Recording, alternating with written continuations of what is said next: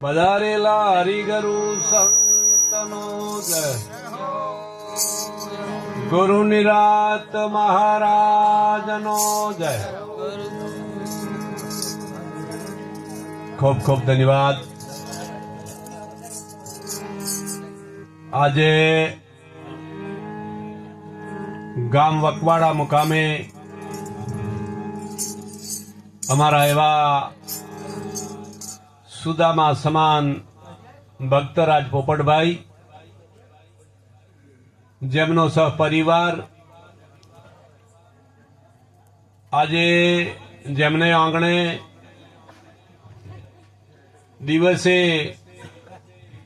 7 વાર ને 8મો વ્યવહાર 4 આશ્રમ બતાયા છે. એમાં ગ્રથાશ્રમ મહાન છે.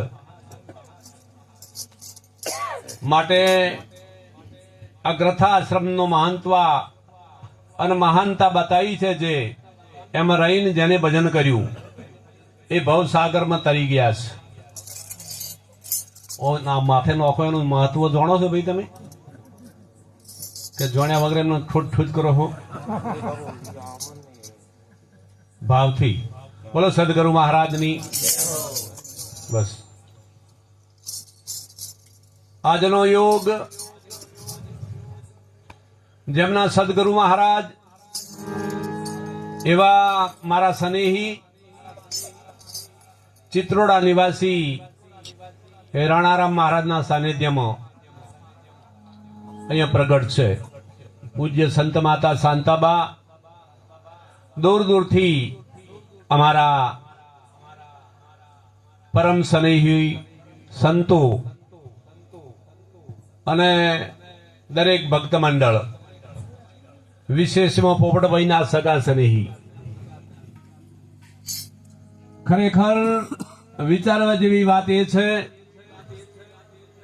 કે જેના જીવનમાં ગુરુ નથી એનું જીવન અધૂરું છે. આ ભાઈ શ્રી પોપટભાઈ જેમાં રામા અવતારમાં સબરી પ્રગટ થયા હતા, એમ 4 યુગ, સતયુગ, દાપર યુગ, ત્રેતા યુગ ને કળયુગ, ચારનો યોગ પ્રાપ્ત કરી અહીંયા ભાઈ શ્રી પોપટભાઈ એક મહાનતા, એમનું કરોડો જન્મનું પુણ્ય પ્રાપ્ત થયું છે. એની નિશા આ જીવનમાં સત્સંગ એક વાર થાય અને સમાગમ અનંત વાર થાય. સત્સંગ નો માતમ શું છે? આ જગતમાં સન્નું પ્રકારનું પાખંડ ચાલે છે.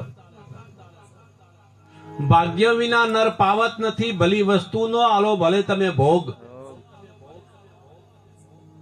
આ માનવ દેહ શા માટે મળ્યો છે? પેલું મહત્વ આ છે. ઋષિમુનિ સંતો એ કે છે 4 યુગનો મહિમા વેદો પુરાણોમાં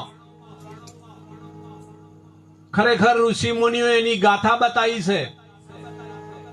આ ભારતની કુખી આવા રતન પ્રગટ થઈ અને ધર્મનું થાપતા ગયા અને અનંત પીડાઓ વેઠી અને આ જગતના જીવ માટે એવો સરળતાનો રસ્તો બતાવ્યો છે.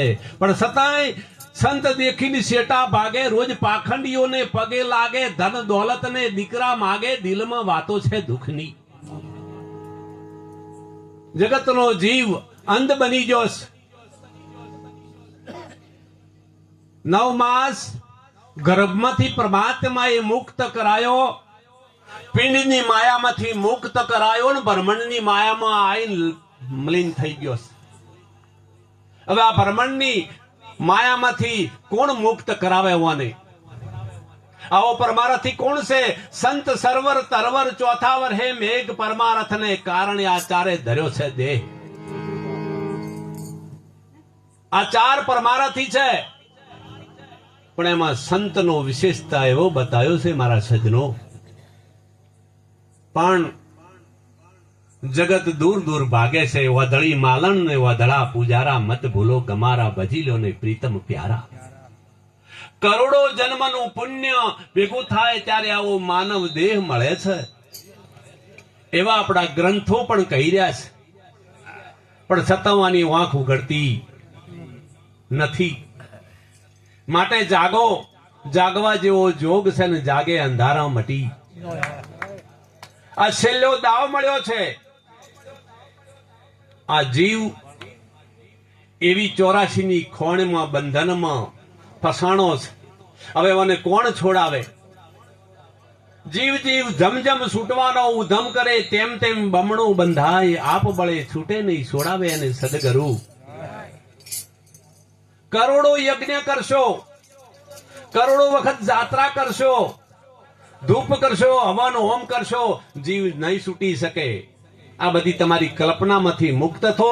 કોઈ સંતનો પલો પકડી લ્યો. આપણા ગુજરાતની અંદર એક મહાન વિભૂતિ સંત નિરાંત મહારાજ પ્રગટ થયા. અનંત જીવોના તારણહારને હું વંદન કરું છું. આવી વિભૂતિ પ્રગટ થાવી મહાન કઠિન છે. ભક્તિમાં ભક્તિનું આભૂષણ એવું છે, કેમ?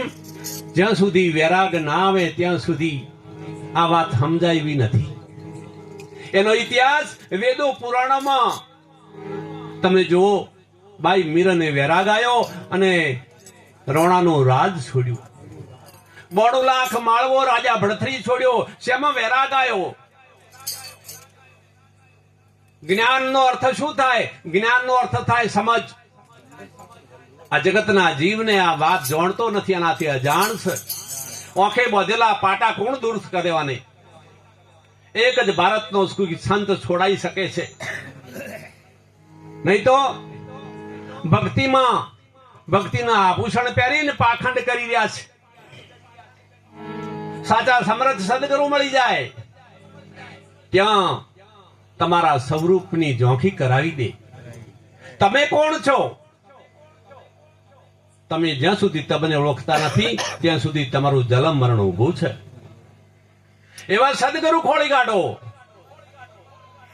એ સદગુરુ વિના ઘોર અંધારું, એવા